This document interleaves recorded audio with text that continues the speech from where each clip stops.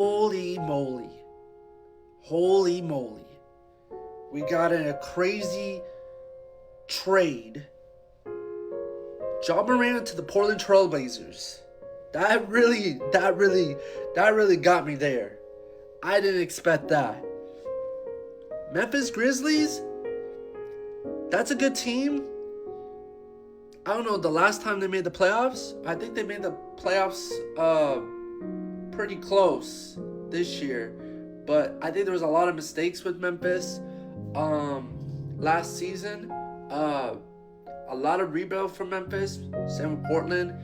I think Memphis is trying to rebuild a lot of new players, trying to find better future stars. I know Morant was a future star on Memphis for a bit.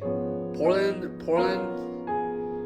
chose a right player. I do get this grade between a C and a B. We'll see how this plays out next season when Ja plays. I know, Damian Lillard's been injured, doing his thing, trying to make playoffs, winning a final. He's like to the stage about to like retire pretty soon. But this trade blew my mind after I saw it. I do like the Trailblazers. I like the jerseys and all that, the court. Their stadium is really nice. I'm a really big fan of the Portland Trailblazers. Morant, I'd probably say, is probably one of my favorite players that I do enjoy watching. So we'll see how that pans out this season when Morant plays. I think Ja will help a lot of these players, especially these rookies. I know Summerlin's around the corner. They're adding new pieces every year, so we'll see what changes. I think that more pieces are gonna keep being added. They're probably gonna add more players around Ja, maybe more shooting. A center. I think there's a lot of key pieces I think they're actually missing.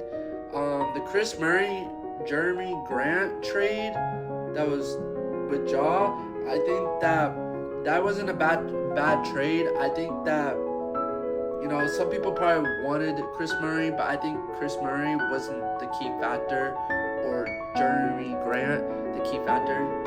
I do say Jeremy Grant was guaranteed a key factor as a center, but I think it wasn't enough for Portland, so they had to trade both of them for Ja for space, so they can make room for a rebuild, just like Washington DC, how the Wizards are, how the Pacers, the Suns.